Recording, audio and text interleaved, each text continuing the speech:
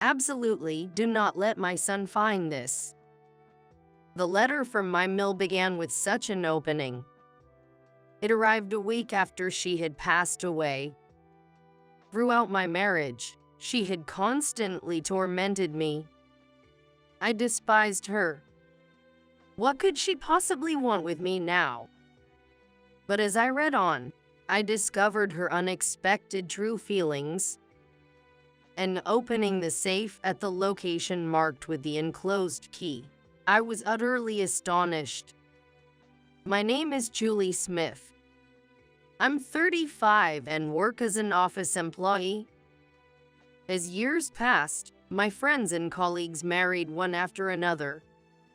Feeling left behind, I met David through a friend's introduction. As we were the same age, we hit it off over shared hobbies. David's relentless pursuit led to our swift engagement. David had lived at his parents' home, but he moved into my apartment and our married life began. We both worked, shared household chores, and split the living expenses. Despite our busy schedules, the time we spent together at dinner every evening was my solace. By the way, are you free this Saturday? Oh, you mean Mary's thing? The moment the topic came up, it felt as if our warm meal had suddenly gone cold. David, noticing my demeanor, furrowed his brow. Sorry, I know my mom's been causing you a lot of stress. No, it's fine, David. While maintaining a calm facade, I sighed deeply in my heart. His family home is nearby, and his father passed away before our marriage, leaving his mother living alone. However, the relationship between her and me could never be described as good. At 35, you lack manners. What kind of upbringing did you have? My dog John is much better behaved. She mocked me with a laugh, petting her dog's head as I spilled tea from nervousness during our first meeting. You're not suitable for my son. I oppose this marriage. She declared in such a manner, leaving me feeling utterly despondent. Yet, David stood by me. No matter what you say, I will marry Julie. I love her. He declared firmly in front of his mother, and I was moved by David's words. Despite Mary's opposition, we got married. However, her presence began to cast a shadow over our newlywed life. Poor David, having a wife like Julie. I'll properly educate her, so come to our house on your days off. Saying such things, Mary began summoning me to her home almost every week. David came with me, but would often retreat to another room under the guise of sorting his father's belongings, leaving me alone with her. She made me do household chores, criticizing everything I did. Look, Julie, the kitchen is a mess. Oh, I was just about to clean it. The seasoning in the stew you made is too strong, not tasty at all. How many times do I have to teach you? Training John was far easier. I'm sorry.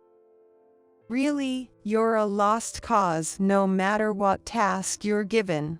Plus, you're neither young nor beautiful. I wonder what David saw in you to marry you. Her unkind words kept coming, and I grew increasingly exhausted. It's okay, Mom just hasn't seen your good side yet. I'm here to protect you, so don't worry. On the way back from his family home, I was always saved by my husband, who would say just that. That's why I tried to mend things with her, visiting her alone on weekends. But no matter what, her attitude remained stubborn. I refused to give in and forced a smile. Mary, would you like to live with us? Our apartment allows pets. Live together? No thanks. I'd rather live alone with this dog than with you. Saying that, as she petted the head of her golden retriever, all I could do was bite my lip. I had suggested living together several times, but she always refused, blaming me. To outsiders, we must have looked like the worst mill and daughter-in-law pair. Initially, I wanted to make an effort. However, no matter how much I tried to bridge the gap, her cold attitude only escalated. Despite my efforts to improve myself, I realized I was simply being bullied as a daughter-in-law. You are a disgrace to our family. Please divorce him. Finally, being told even that, I reached the limits of my patience. I came to hate her, and from then on, I reduced my visits to her house and kept our interactions minimal. Just when I thought I had managed to find a balance with her, 3 months into our marriage, David's behavior changed. Damn it. Why is it always me? It seemed his work wasn't going well. Whether it was out of frustration or something else, he began lashing out at me and objects around him.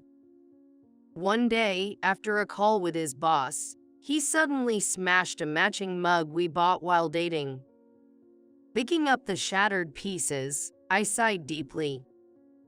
Well, how did it come to this? Where did the kind David go? His rages had become a daily occurrence. The first time I saw him like this, I was paralyzed with fear and couldn't move. He broke a cherished music box from our dates and even a Baccarat glass worth hundreds of dollars. But I couldn't respond. When I did confront him, he kicked me out of the house. I had no choice but to wait outside the locked door, hoping David would let me back in. The fear from that moment lingered, and I silently endured until his storm passed. Well, not amusing. I'm going out to shop for a distraction. Again, you went yesterday and the day before, didn't you? Shut up. Don't order me around. But you haven't given me this month's share for the living expenses. I've already spent that. Initially, he would give me a portion of his salary, but soon all his money went to collecting luxury brands, straining our finances. As David had been spoiled by his parents, he lacked financial sense. After marrying, I explained the cost of living, but it didn't seem to resonate with him. If you're depending on me for living expenses, then earn more yourself. Useless. He cursed at me and left the messy living room, not returning that day. Left alone, I cleaned up the room, eventually crying. I didn't know he was this kind of person. I regretted my poor judgment in men, but it was too late for regrets. I wished to talk and improve things, but that seemed impossible. Even if I wanted to talk to someone, Mary, the closest person, wouldn't listen. Feeling lost, I began to contemplate divorce, even though our marriage was still new. But just as I started to think about it, something happened. What? Mary has. Upon receiving a message from David during work, I immediately left early. The reason was that Mary suddenly passed away, although she had been energetically walking John just a few days before. I never got to be close with Mary in the end. Despite hating her, the thought of her being gone filled me with sadness and regret. Arriving at the hospital, I found David trembling beside his mother's lifeless body. She had missed a step on the stairs and hit her head fatally. I took it upon myself to arrange the funeral in David's stead as he was in shock and unable to act. For the sake of David, sunk in grief, and as atonement to his mother, I busied myself throughout the wake and the funeral day. David only managed to give the mourner's speech. During the funeral ceremony, He even seemed to nod off. Yet, he carelessly spoke to Mary's relatives about the poor relationship between Mary and me.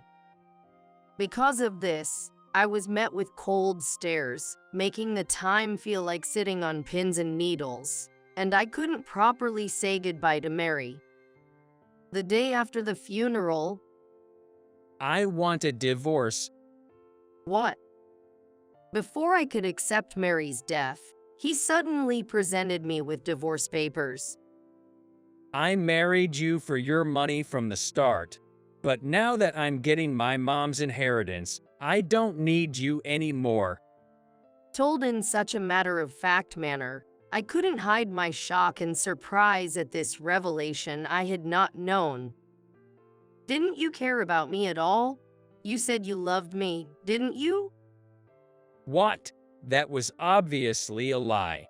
Who would willingly marry someone ugly like you? That's cruel. Well, what's really cruel is how deceived I was by you. Thought you had money because you're older, but you're just stingy. He looked at me as if I were something repulsive. Shocked by his harsh words, I was too hurt to do anything but stand there. So, sign this and mail it to my parents' house. I'm leaving. After thrusting the divorce papers at me, David left the apartment and never returned. Left suddenly alone, I couldn't organize my feelings, and tears flowed uncontrollably. A few days later, a week had passed since Mary's funeral. With my husband gone, life returned to its usual routine, and I went back to work, resuming my job. Being busy helped me forget the unpleasantness. During those busy days, I started to think positively about the divorce. It felt like it was all tough, but I'll forget it all and start over. But right after I resolved to move on, I found an envelope in the mailbox when I got home from work one day. Seeing it was from Mary, I gasped. A letter from Mary, for me? Surprised that she sent it to me instead of her only son, David, I opened the envelope with trepidation. Can't be true. Could such a thing really happen? Shaking with fear, I read the letter. Please do not let my son find this. It described unspeakable things and included a key to a specific location. The letter contained an address, and I immediately left the house to head to the specified location. It was a safety deposit box at a bank. Using the password and key from the letter, I opened the box to find a shocking truth waiting for me. It seems the contents of the letter were true. Now, I need to gather evidence. To acquire what Mary had left, I visited David's family home. What? You brought the divorce papers. I'll send those later. I came because I was worried about John. The dog, having lost his owner, was cowering in Mary's room but ran over wagging his tail when he saw me. He is looking poorly cared for and with dull fur. Can I take him home with me? The letter from Mary stated, Please take care of John. So I asked David, That's perfect. I was thinking of dumping him in the mountains later. then, can I also take John's toilet and toys? As I said this, holding back my rising anger, David was overjoyed. Yeah, take it all as a separation gift. Take everything.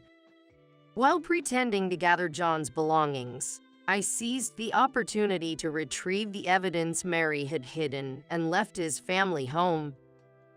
Back at my place, examining what she left behind, I came to understand the sudden reason for her demise and was overwhelmed with tears again. Well, Mary, how frustrated you must have been. I will clear your name. Angered, I vowed to exact retribution on the root cause of all this.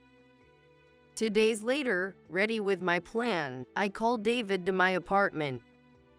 Despite the recent funeral, he arrived dressed in flashy brand name clothes and expensive accessories.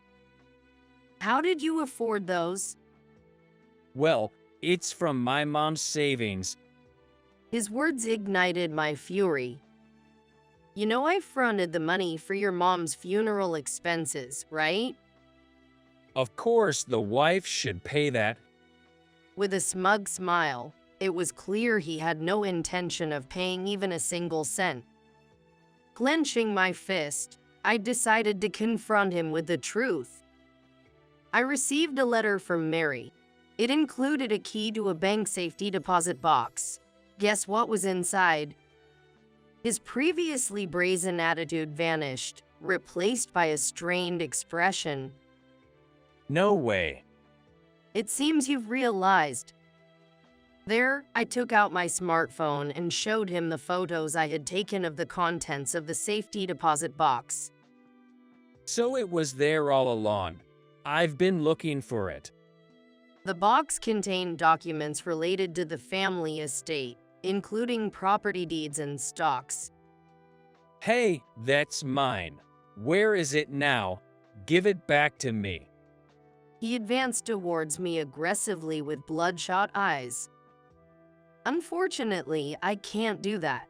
Do not give the inheritance to David. That was your mother's will. What? What are you talking about? You know exactly why. Saying that, I presented David with a copy of the letter that had arrived from Mary. Your dad died while fishing with you, didn't he? According to the letter, a few days before the accident, David had begged his father for money as he had accumulated debts from living beyond his means, and was consequently disowned. But soon after, his father died under suspicious circumstances, and both Mary and David inherited his estate. Mary always suspected you were after the money and had something to do with your father's death. That's nonsense. Everything written there is a lie. After shouting that, my husband tore up the letter into pieces, despite it being just a copy. First off, there's no way my mom would entrust something so important to you. You were like cats and dogs. That's not true. Your mother was actually worried about me. Indeed, Mary's coldness was her way of protecting me from David. Knowing her son's true nature, she acted harshly to push me towards divorce, to save me from being exploited by him. Mary's letter contained apologies, gratitude, and her wish for me to find happiness. Your mother was actually a just and kind person, yet you went as far as to harm her for the inheritance. Tears involuntarily spilled from my eyes. But David, looking at me with cold eyes, smirked dismissively. What? What are you talking about? Keep your fantasies in check. Unfortunately for you, it's no mistake. The footage from the camera your mother left is right here. I informed him that I had obtained evidence, as mentioned in the letter from his mother. That was also written in the letter from Mary. After squandering his father's inheritance, David began to demand money from his mother. Feeling threatened, she had installed video cameras throughout the house. I secretly collected these cameras when I went to pick up John. And upon reviewing the footage, I was utterly shocked. The footage revealed a heated argument between them and showed my husband pushing his mother down the stairs. David was seen repeatedly slamming her head against the floor in a distressingly merciless manner. And after seeing her pass away, he was seen smirking. I couldn't forgive what you did, but before going to the police, I wanted to hear it from you. Did you also do something to your father? Once he realized all the evidence was against him, David's true nature was revealed as he glared at me menacingly. Yeah, I was the one who pushed my dad into the river. You admit to it all. Yes, I did both, but I'll be damned if I let the police catch me. Now, hand over the keys to the safe and the video camera. No way. Mary risked her life to leave this behind. I won't hand it over to someone like you. Okay, fine by me. Then I'll just silence you and search for it later. He approached me with a sinister smile. Stop! Don't add more crimes. Shut up. In an instant, he grabbed me and put me in a chokehold from behind. Go to hell, bitch. But at that moment, a violent impact threw both me and David to the floor. I realized then that John had body slammed him, coming to my rescue. John, thank you. I hugged him as he barked in response. However, David got up, more deranged than ever. Damn dog, I'll kill you all. Then he raised a golf club. But then we heard the faint sound of police sirens. What is it? Police cars?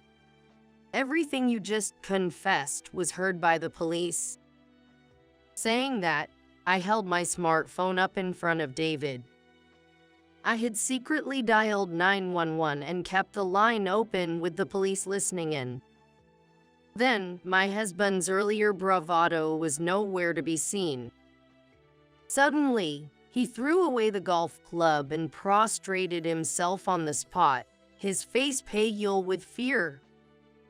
Julie, please, tell the police it was a mistake. My life will be over if this continues. You take the lives of your own parents and now beg for leniency.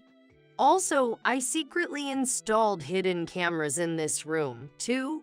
That will be handed over to the police as evidence.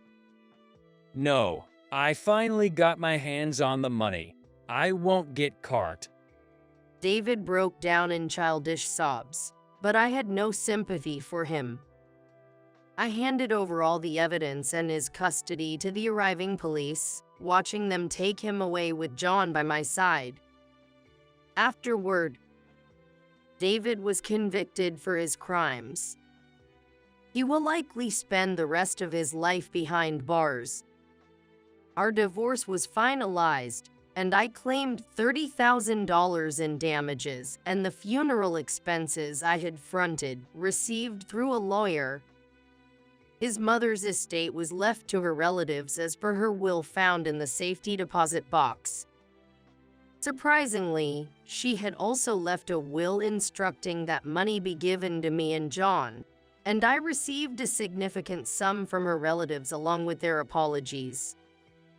After everything was settled, I visited the graves of my in-laws to report back, feeling as if Mary in heaven says, Thank you. I felt like I heard the word.